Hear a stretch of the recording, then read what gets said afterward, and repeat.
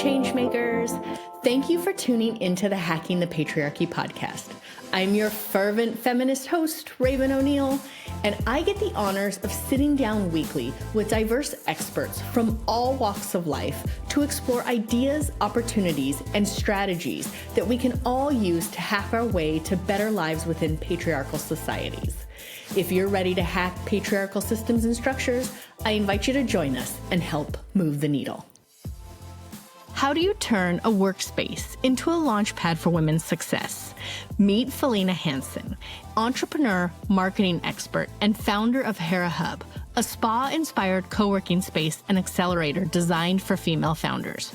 With locations across the country, she's helped more than 13,000 female founders launch and grow their businesses. Her book, Flight Club, Rebel, Reinvent, and Thrive, How to Launch Your Dream Business, is a must-read for entrepreneurs ready to thrive. Let's give a warm welcome to Felena Hanson.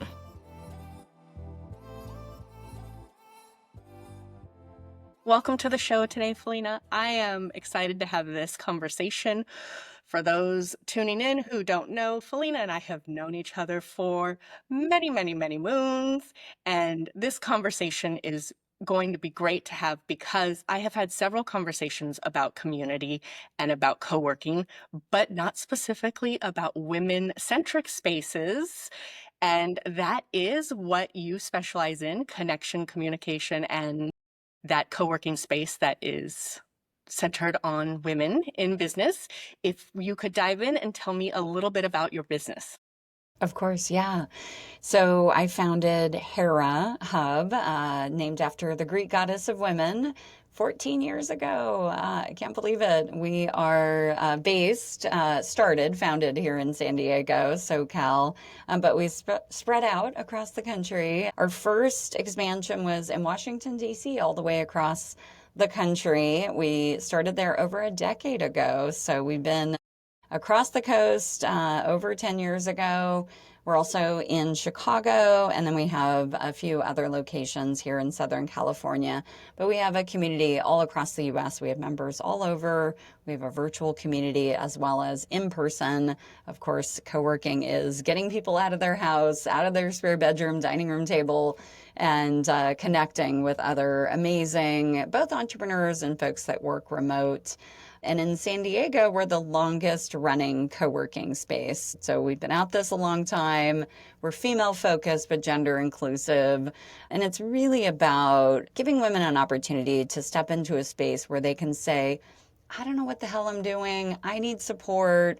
And it's not as easy to do that in environments where it's kind of the men beating their chest, tech bros like, hey, let's go fundraise, what's your pitch deck look like kind of thing. So we've just created a slightly different environment. Perfect dovetail into what I want to dive into next, which is the intentionality you put into the space. So for the listeners who have never been to a Hera Hub or don't have access to one, I will say it is a very unique space. It is a very beautiful space. It's a welcoming space.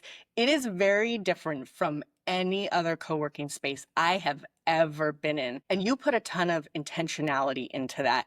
And I think that that is what makes it so welcoming and everything that it is, the magic that it is. So I would love to learn more about what that process was for you. Yeah. So we call it spa-inspired workspace, number one. Feng Shui principles is part of the design of a space, which is very important. It's how you feel when you walk into a space, and you don't even know why it is. But think running water, soft music playing, good lighting, aromatherapy candles, and/or a diffuser, or both. Just that feeling when you walk in. Our members and or guests of our members say they feel like their blood pressure drops a bit when they walk in the door. But it's not about being overtly feminine at the same time, Raven. I mean, you remember, right, when you were here, it's not pink and white and fluffy, right? It's very grounding. So our brand colors and the colors in our space are browns and blues. You'll see a lot of greenery. It goes back to the feng shui principles. So from a standpoint of how the space is designed, some of the rooms have very high ceilings. That's for creativity and new, thoughts. Some of the spaces have a little bit of a lower ceiling. That's for more focused, thoughts and getting work done in a different way. Some of the rooms have a lot of white noise. Some of the rooms are quiet because people work differently. And sometimes somebody may be part of the day, they may need more creativity and they want more social. And then they may want to step into the quiet room and they may want more heads down focus time, right? They may want to step out into the kitchen and the more social area and have a conversation and, they want a thought partner on something, right? You don't get that when you're working from home, obviously, right? And so these spaces are designed with a lot of intentionality.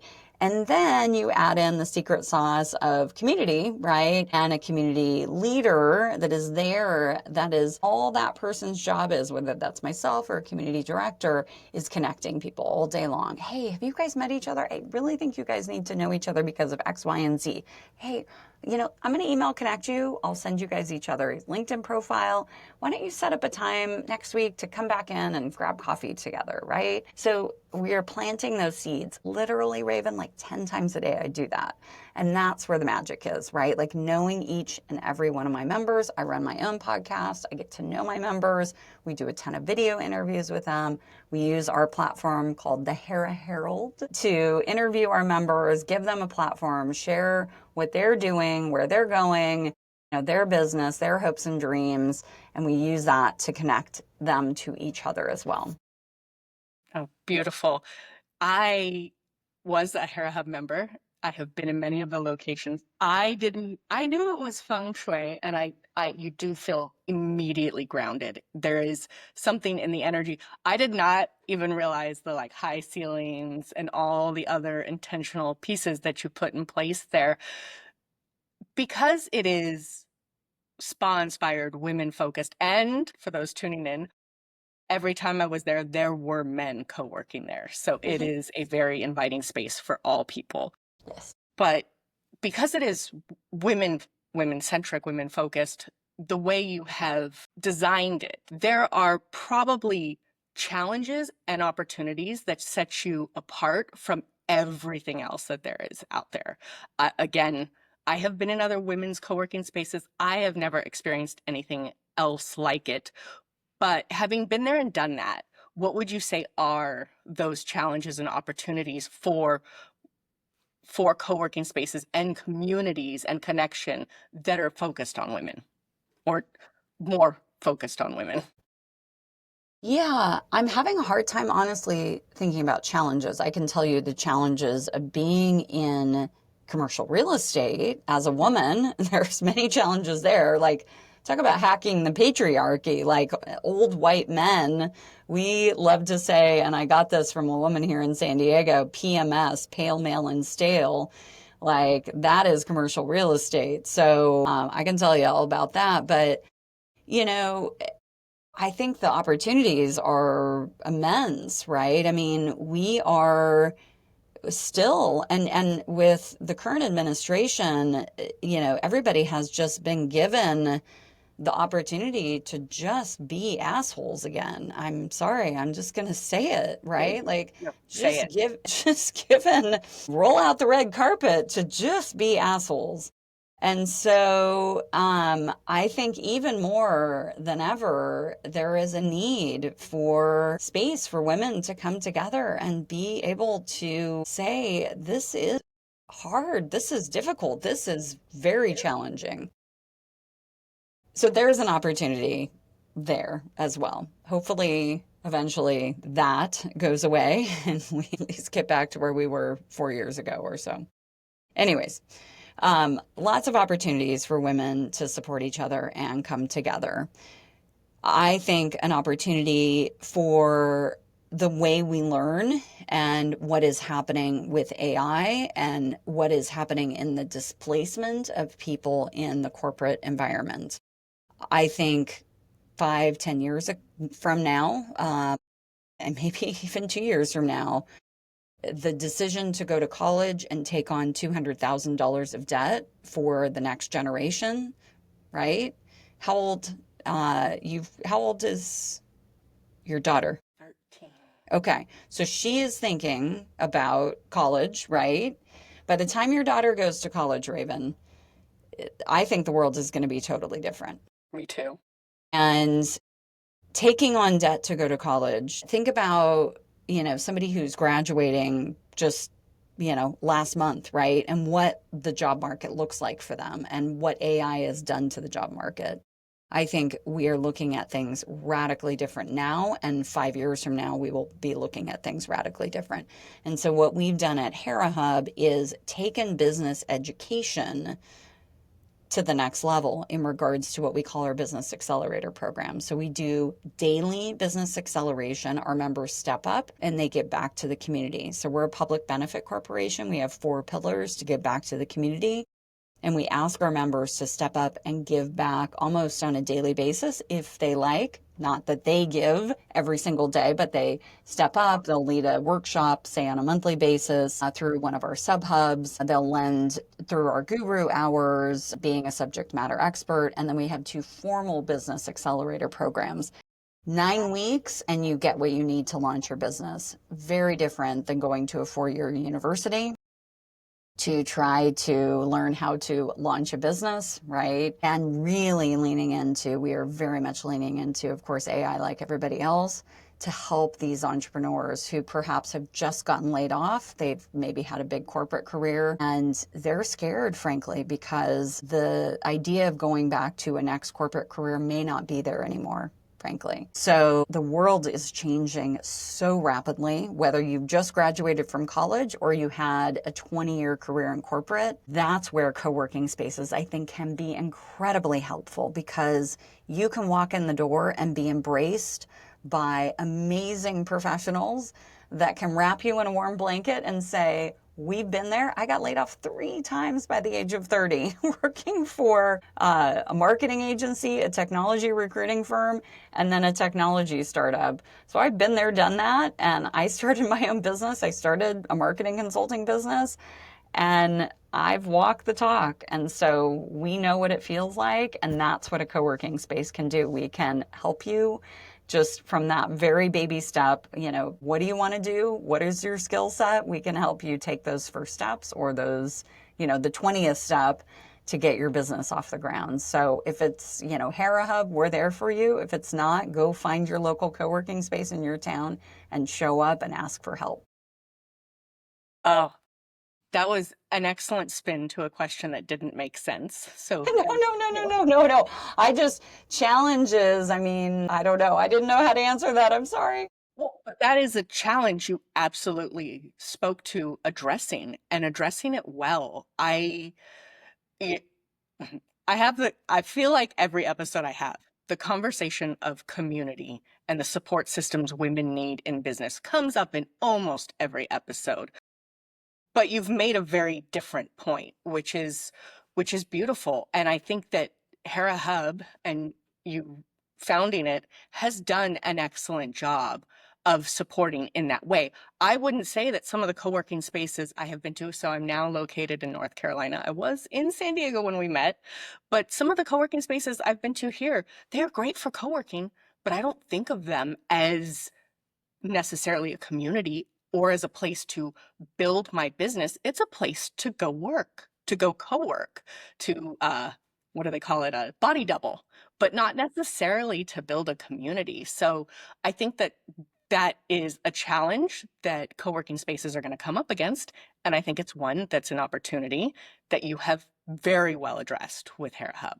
But it's so funny, Raven, because they all say they do it. They all say, look at their website. They all say they do it, but they don't. And I'm not exaggerating. I've been doing this for 14 years. We have multiple locations, and people come in and even a few weeks in usually, or sometimes a few months in, they're like, well, I see the difference now. I didn't quite get it at first because everybody says they do it. And they're like, oh, there's a big difference. Yeah, it's interesting. How did you decide to do it differently? Or what was the I didn't know any different. I mean, that's my whole life. Like, when I turned 30 and got laid off 3 times, like, that's what I did. I went out and found community, and I volunteered and sat on like boards of small networking organizations, and I ran a couple networking organizations. I ran Women's Global Network and Ladies Who Launch, and like, I'm that continent networker and, gregarious, you know, sheepdog that's just like hurting people, and so, that's just what I do. And so I was the person, wrangling somebody's conference room after hours to run my events, or my friend's boutique, and schlepping folding chairs in the back of my car to like host an event. And I got tired of it and said, I want my own space. And this is in 2010. So even like the year WeWork started in New York City, and a friend of mine is a stylist here in San Diego, and she's a neighbor, lived across the street from me at the time. And she's like, I'm asking him, like, do you know anybody that like has a space? Because I wanted to host an eco fashion show. I was teaching at the Fashion Institute of Design and Merchandising as an adjunct for fun on the side. And some of my students wanted to host this eco fashion show. And she's like, yeah, a friend of mine opened a space downtown. It's this thing called a co-working space. It's like where people work together. And I'm like, that sounds cool. Like, can I check it out? And I went downtown, and a bunch of like dudes in hooded sweatshirts and headphones and a ping pong table and a beer keg. But I'm like, this is a cool spot. It had like a balcony, like a high ceiling, but it had this cool balcony. I'm like, that'd be a cool catwalk. And like the models could like walk and people could see them. And I talked to them, and they're like, yeah, we'll do it. That sounds cool. So we threw an eco fashion show in March 2010 at this place downtown. And that started the idea. I was like, this is a cool space, but I'm like in my late 40s, or excuse me, late 30s at this point. And I'm like, I'm a little over the hooded sweatshirt, headphone, beer keg, ping pong days. But I'm like, but this is a cool idea, and I'm going to like research it. And so I did, and went to New York and San Francisco and LA, and like went to a bunch of like beginning, trend of this whole co-working space thing. It's a very long story, and I wrote a whole book on it, literally called Flight Club, as in taking flight as an entrepreneur, and that's the name of my podcast too. And a lot of trouble, commercial real estate, and lots of stops and starts. But about a year later, was able to get us our first space open. I heard something that you said there that that I wanna highlight, and then maybe go into a conversation about. You built from a place of community and connection first. So although it is a co-working space and it has the community element and all the things that come with that, and the intentionality you put into building that, you didn't start out to launch a co-working space. You launched a community. Yes, I had a community already. Yes. And then I built a space around it. Yes, very big difference. You're absolutely right. I imagine that is why it is what it is versus the other places we go to that try to, again, promote community growth, business, and all of that. It's because they built the co-working space first and then tried to layer the other stuff on top of it. I would imagine as well. And when we go to expand to a new location, that's why we really take our time and try to find somebody who is a community builder to open it, right? And while we're looking for space, that person is building community. They're doing pop-up co-working events. It's community first, space second, community, right? Is really the focus. And so once the space is open, they've got founding members and people are excited. And, it is. We always say that. Every time somebody walks in the door for a tour, we don't call it a tour. We call it a coffee meeting. We sit down. We don't give them a tour when they walk in the door. We sit down in the lobby and we get to know them. What are their hopes, their dreams? What are they looking for? What brought them in? What are they hoping to get? We study their LinkedIn profile before they come in, before we even reach out to them. And then after we've gotten to know them, then we show them the space, right? But literally we call it a coffee meeting. We do not call it a tour. My first pop-in meeting with you. It was Yeah. Sorrento Valley way back in the day. I know. And we just got a brand new beautiful space in Sorrento Valley. I'm so excited. It is gorgeous. We have indoor, outdoor space. There's a waterfall. There's like a day bed where you can like take a nap outside. It's like, it's so gorgeous. It's probably our most beautiful space ever of all our spaces. It's like super high ceilings, but again, there's areas with lower, more like cozy spaces too, but it's absolutely gorgeous, Raven. Like go on our Instagram. We hosted a few events and like we literally launched 2 weeks ago. I'm so excited. Congratulations. I've seen Thank the you. pictures. They are Yeah, beautiful. The yeah, pictures and the videos. That's yeah. gorgeous. Thank you. Uh, I want to look at two things. You touched a little bit on it, which was your expansion into other locations. So you do have the DC location. I know for a while you had international locations. And in growing that, how you touched on it, the replication of hmm the community first aspect. But when you decided to grow, I want to use my words wisely. I don't want to use control, hmm but almost like facilitation, the facilitation of growth, but keeping it at the center of community. Yeah. Yeah. So I decided, so I'm the sole founder and owner of the company. I do have one investor, but I'm the sole founder and owner of the company. Um, is to go the licensing route. And I chose that because it is important that somebody that's the owner and operator of the business is the driver of the business, right? It's not an employee who's driving the business. We did have a location in Sweden pre-COVID. It launched in 2018. Unfortunately, that location and a location in Phoenix did not make it through COVID.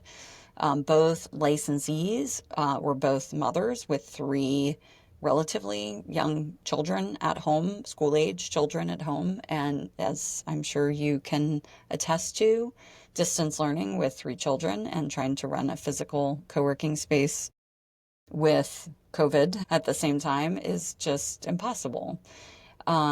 So that was unfortunate, truly. Some of our other locations obviously made it, but I don't have children. Our DC licensee, her children were off, to college, etc. So, but we learned a lot from that. I will be honest, it's not easy to find the right person that, is a true community builder. We certainly have found some licensees that certainly are community builders. I think what's even more difficult is finding somebody who wants to work hard. Owning your own business is a lot of work, and owning a co-working space is a lot of work.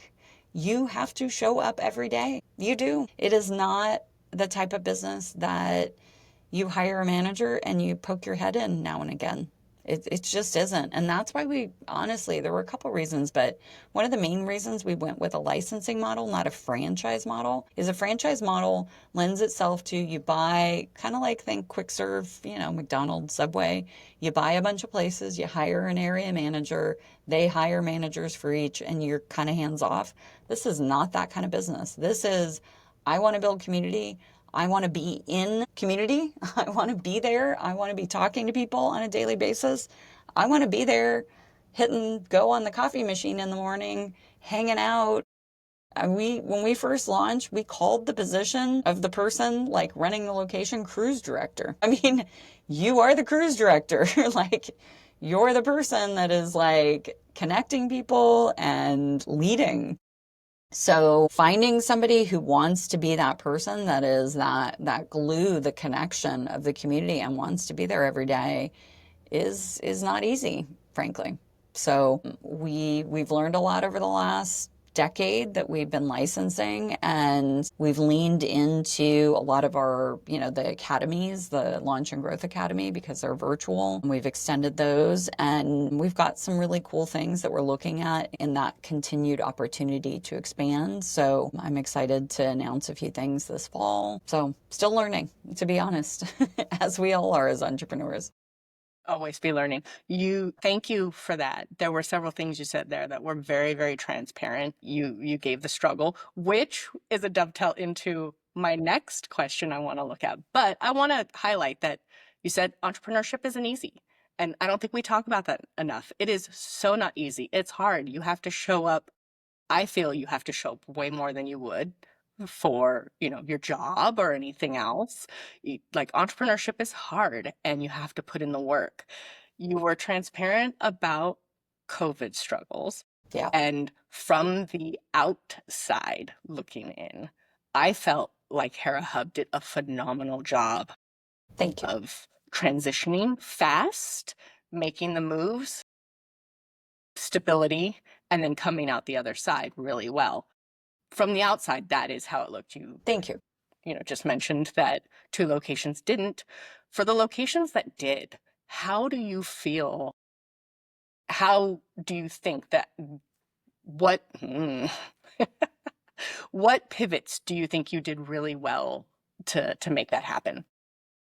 Yeah, I mean, we did pivot fast. We really, really did. I'd say within 3 days, we just pulled everything online because literally all our programming was in person. We were doing things 2, 3, sometimes 4 days a week, live and in person in our spaces.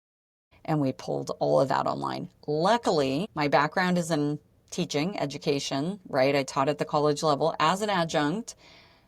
Partially, I mentioned that before, at FITM in person, but I taught online for Cal State when I moved. I lived in LA for 6 years. I moved back to San Diego and I was teaching online for Cal State right after I finished my MBA. So this is like year 2000, right? Like this is like old, long time ago, like year 2000. I'd like to look at that tech. Yeah, I know. No, totally. Like threaded discussion. This is like online, like the class was literally a threaded discussion. It was like, here's a document, go read it, write a paper, and then have a threaded discussion, like old school, right? But at least I had experience as a college professor teaching online in year 2000, like like a long time ago, okay? So yeah, we moved everything on Zoom, everything online, like within 3 days.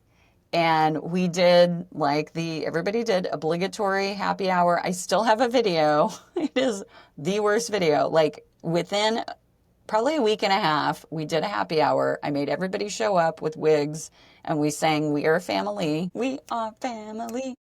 Everybody's mic was a Clorox wipe jar, and we were like singing together, right? Like just absurdity. But yeah, we pivoted fast. It worked. It kept people connected. We lost, over the course of, call it 2 years, we lost only 1/3 of our members, which is remarkable for co-working. A lot of co-working spaces got decimated. Many co-working spaces closed. I'd have to look up the total stats, but we came out we got lucky and we worked our ass off. So yes, we did okay. Yeah. Well, programming online and then community online, which brings me to my next question. Again, with a huge focus on community, I think that is so important. For those of the listeners tuning in who don't know you, you are an excellent community builder. I can think of all of the events at Hera Hub I ever attended and how you engage people right away. You bring everyone into the conversation. How would you advise any of the listeners hoping to build a community to look at that, to what they might want to evaluate or think about doing? Yeah. So yeah, it's a lot of work to do that, and it is an art. You have to, don't do it alone, right? Like you have to engage people that are put people to work, right? Like you have 3 or 4 people. Let's say you have an event with 50 people, or you think you're going to have about 50 attendees. You should have 3 to 4 people at that event that are designated to make sure you don't have any wallflowers.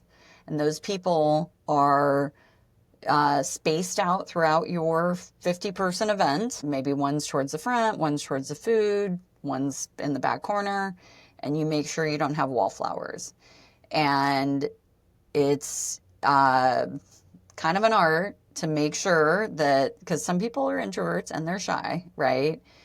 So people don't like to break into conversations with a posse of 3 to 4 people, or 4 to 5 or 6 to 7 people, women in a circle talking, right? You're not going to be like, excuse me, can I get into your conversation, please? Right? So you have to introduce people, right? And my way of doing that, and you teach other people how to do this because you can't do it all yourself, right? You've got to get your people on board to help you do this, right?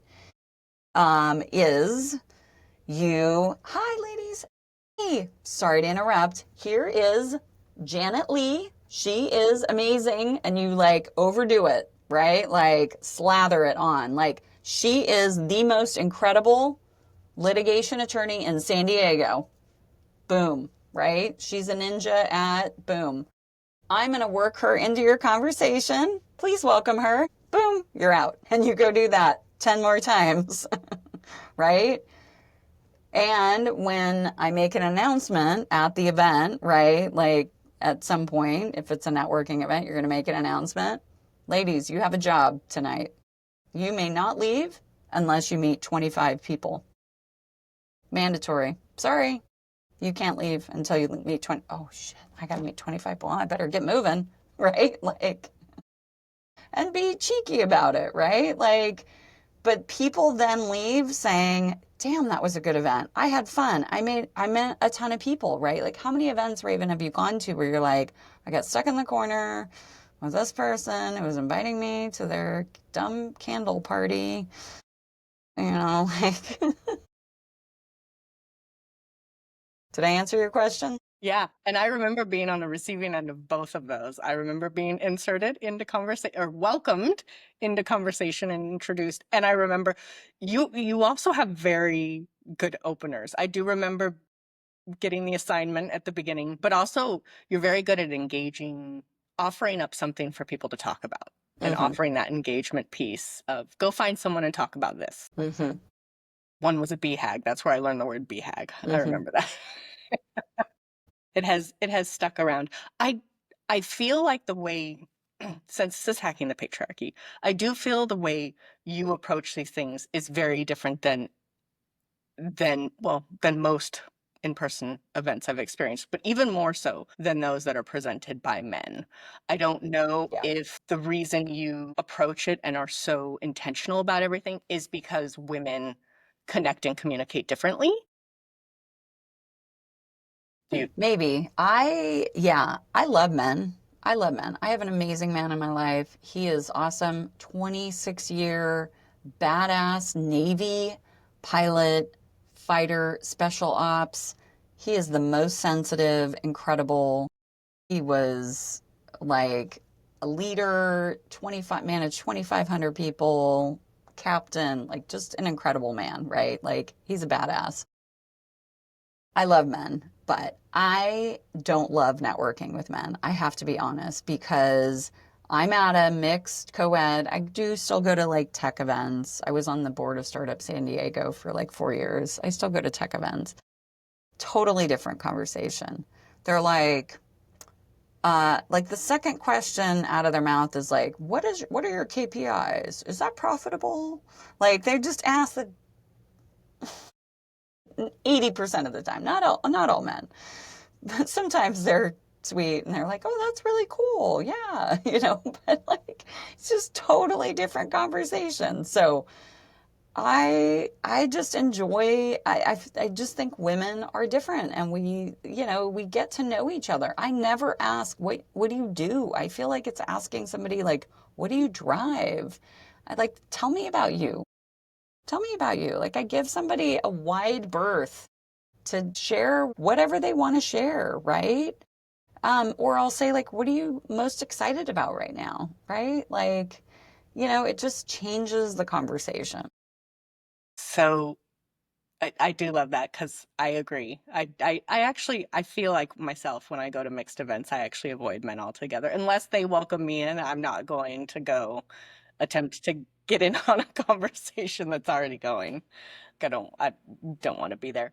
Uh, but women, so because we both work in a we both work in spaces that welcome women. There's a lot of dynamics with women, and I feel like women supporting women is getting a really it's always been there for us, but it's having a big moment. But some women are unsure of how to engage in that matter. I have a girlfriend. We'll use my girlfriend as a friend of mine as an example. She had said, if you met me 10 years ago, you would have hated me. I didn't get on with women. All my friends were men. And now she has shifted and we have a great group of girlfriends.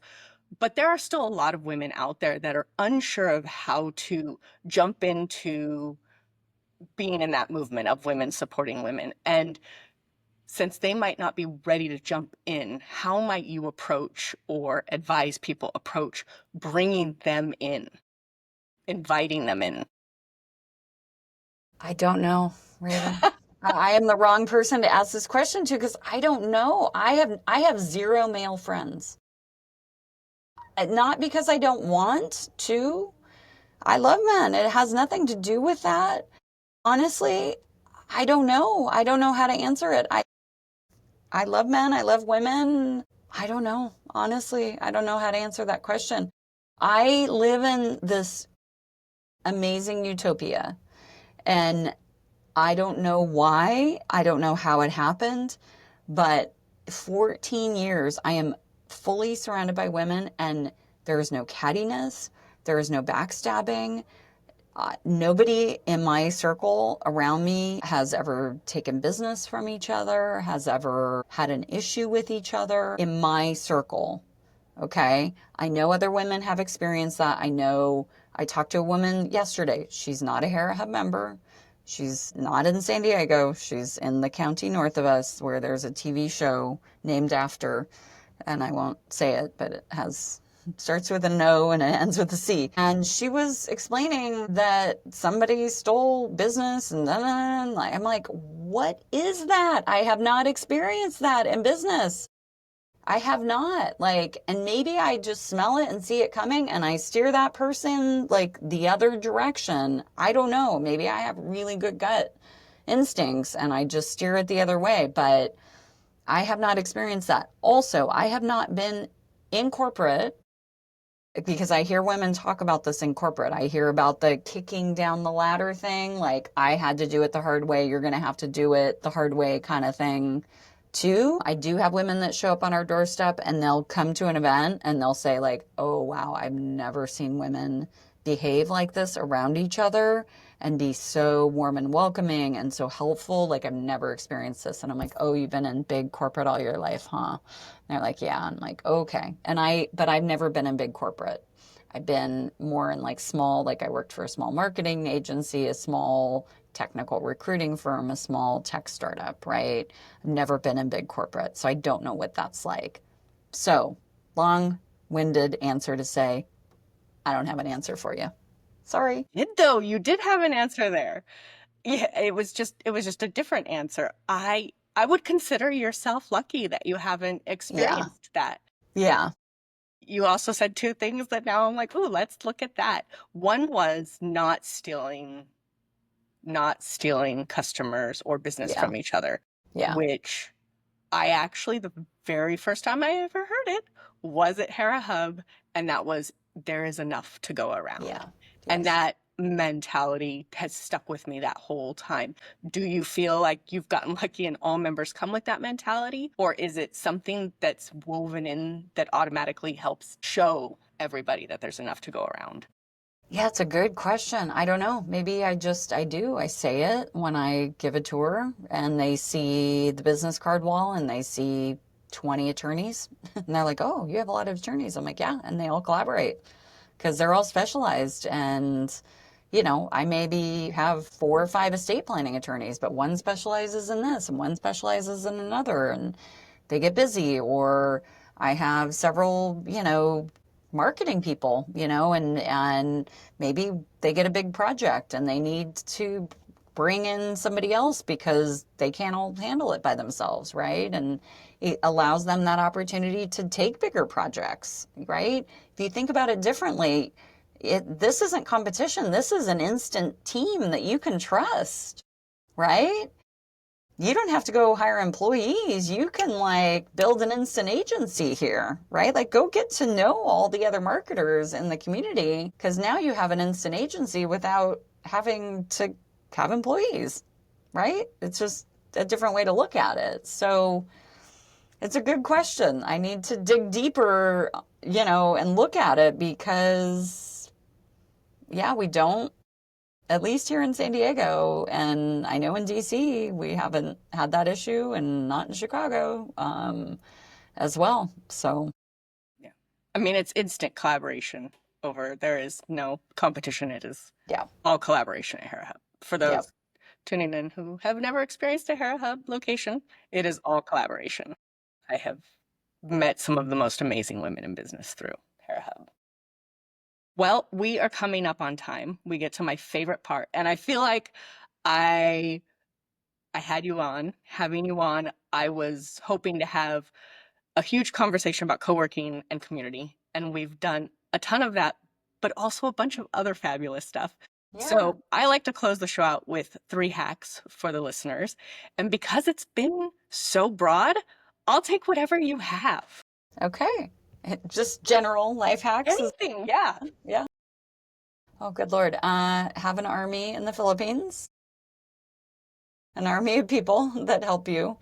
I have 4 folks in the Philippines, one of whom, Mary Rose, who's been with me for 10 years. God bless her.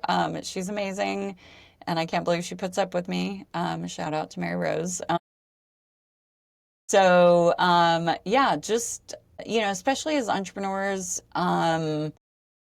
people are expensive, and so leveraging offshore talent, and really treating them well, and making them part of your team. Don't just think you're going to hire somebody offshore and they're just going to know what to do, and you're not going to meet with them all the time. No, you meet with them all the time and make them part of your team, and reward them and treat them well. And it's rewarding for you and rewarding for them. So that's hack number 1. Be neurotic about organization and your calendar and your email, and how you do one thing is how you do all things. And that's a common statement, but I am neurotic about just organization and my calendar, and responding to people and just being kind and responding. It's shocking to me how many people just don't respond, and are sloppy and late, and it's just not professional. So just be organized and kind and respond to people. Those are my 2 hacks. Do you have a third one? Okay, need a third one. My third hack is community? Maybe something on community, because you are a community builder. Yeah, so just I love LinkedIn. I use it 10 times a day. Just be diligent on LinkedIn. Everybody you meet, just connect with them. Connect, don't follow, actually connect.